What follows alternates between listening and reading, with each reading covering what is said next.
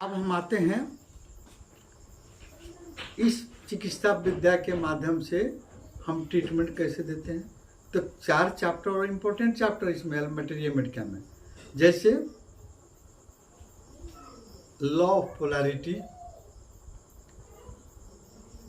और disease, treatment of disease, negative disease, positive disease, negative medicine, positive medicine, external कैसे आप use कर रहे हैं, टेम्परामेंट, प्रकृति, लॉ ऑफ पोलैरिटी, ये सभी आपका मटेरियल मेडिका का चैप्टर है।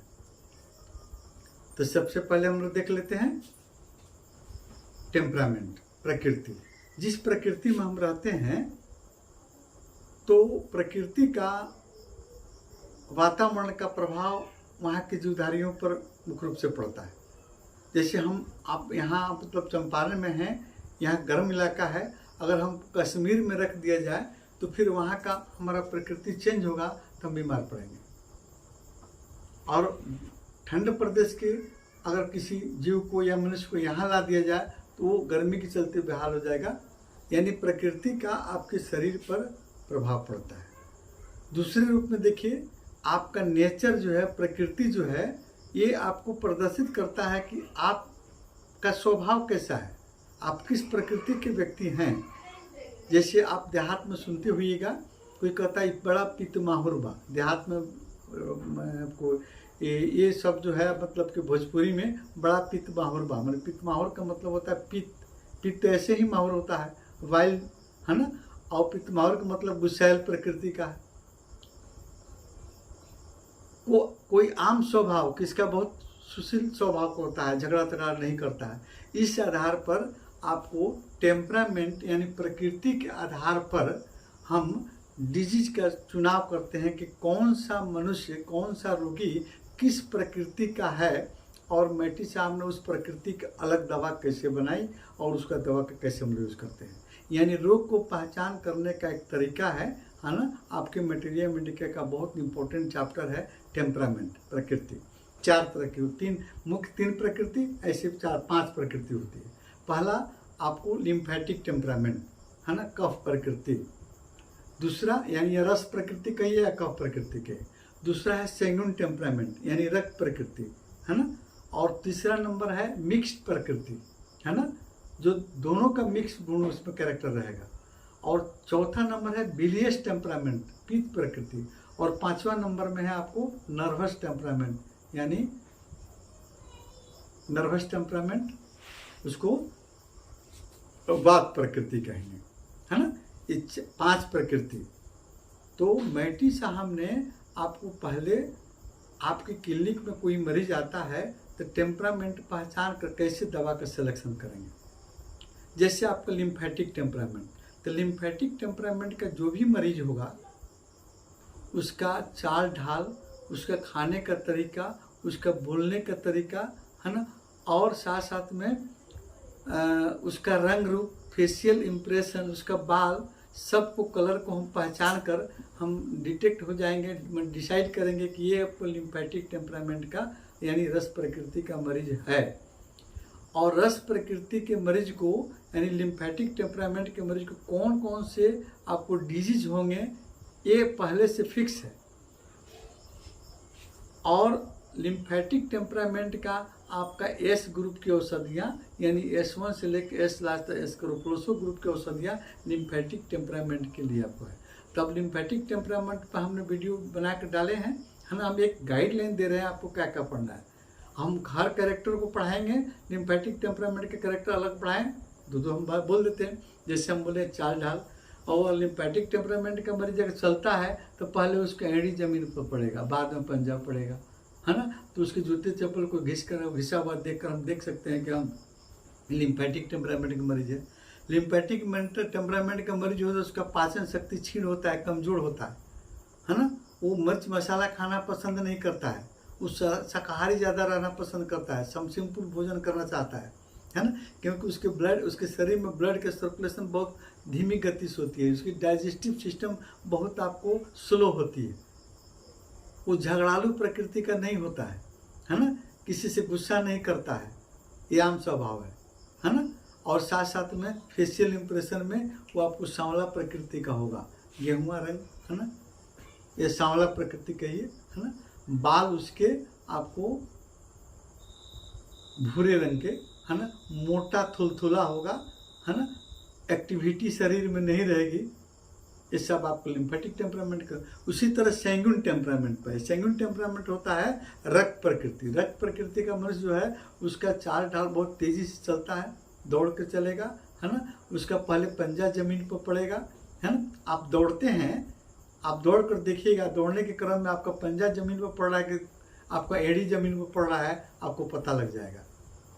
दूसरा नंबर देखिए उसका कैरेक्टर, वो आपको मीट मसाला, मीट मछली पूरा एकदम पूरा नॉन वेज, है ना, जो खाएगा पचा जाएगा। उसकी पाचन शक्ति बहुत स्ट्रांग होती है। लंबे लंबे हाथ, लंबे पैर, लंबा शरीर, है ना, और झगड़ालू प्रकृति का होता है, आम स्वभाव उसका है ना। ये कुछ खास खास कैरेक्टर हम बता देते हैं और बाकी सब आप बुक्स में देखेंगे, है ना। उसके बाद में आता है मिक्स टेम्परामेंट। तो मिक्स टेम्परामेंट में दोनों कैरेक्टर मिलता जुलता है। कोई पर्सन आएगा कहेगा ना मीट मछली भी खाते हैं, हम शाकाहारी भी हैं, कम खाते हैं, कभी ज़्यादा खाते हैं, कभी मिल गया तो खा लिए, नहीं तो छोड़ दिए, है ना। तो मिक्स हो गया। बिलियस टेम्परामेंट का होगा, पित्त प्रकृति का होगा, गुस्सैल होगा, दुबला पतला होगा, चिड़चिड़ा होगा, चेहरा पीला होगा। और उसके बाद में फिर तीसरा नर्वस टेम्परामेंट यानी वात प्रकृति। तो उसको वात प्रकृति वाले मरीज को क्या है, उसको जैसे मिर्गी है, आपको एपिलेप्सी, हम इसको एपिलेप्सी मिर्गी कहेंगे, या माथा दर्द होना, इस तरह के तमाम तरह के डिजीज को आएंगे, है ना। सैंगुइन टेम्परामेंट के मरीज को कौन कौन से रोग उत्पन्न होते हैं, ज़्यादातर ब्लड से रिलेटेड डिजीज होंगे। आपके शरीर में ब्लड का प्रोडक्शन कैसे होता है, कैसे आपको भ्रमण करता है, ब्लड कैसे भोजन को पहुंचाता है, उसे कौन कौन उसके वाहक होते हैं, उसमें डिजीज आएगा। सैंगुइन टेम्परामेंट का मरीज होगा तो। और लिम्फेटिक टेम्परामेंट का मरीज का होगा तो लिम्फ से रिलेटेड डिजीज जैसे सर्दी, खांसी, बुखार होना, स्किन डिजीज होना, है ना, तमाम तरह के रोग आएंगे, है ना। ये हम संक्षिप्त आपको टेम्परामेंट बताए। अब आगे हम लोग चलते हैं। टेम्परामेंट के बाद आता है निगेटिव डिजीज और पॉजिटिव डिजीज। कैसे? तो निगेटिव डिजीज क्या होता है, पॉजिटिव डिजीज क्या होता है ना।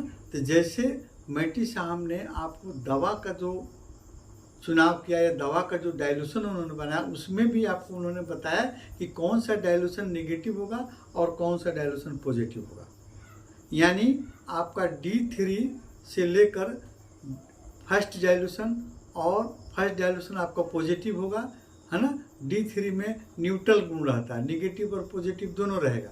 लेकिन फर्स्ट डाइल्यूशन जब होगा तो आपका पॉजिटिव मेडिसिन हो गया, और सेकेंड डाइल्यूशन जो होगा न्यूट्रल हो जाएगा।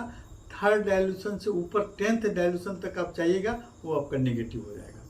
डिजीज देखिए, डिजीज नेगेटिव पॉजिटिव कैसे होता है। जैसे आपकी नाड़ी की गति जो है, पल्स रेट जो आपको मिनट में 72 से लेकर 100 तक चलता है, अगर वो आपका 100 से अबव चलने लगे तब आप कहिएगा 100 कैसे चलता है। तो 100 बच्चा लोगों में चलता है, सियाना में आपको 72, है ना, 70 से लेकर 72 तक चलता है।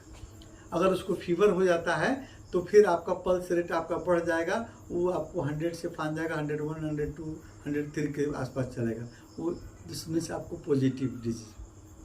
आपका बीपी, आपको नॉर्मल बीपी एज के हिसाब से अगर 120/80 है, वो बढ़कर अगर 140 या 100 आपको 10 या आपको 160 हो जाता है, और नीचे का आपको 100 के आसपास में चला जाता है, मीन्स आपको पॉजिटिव डिजीज हो गया, है ना।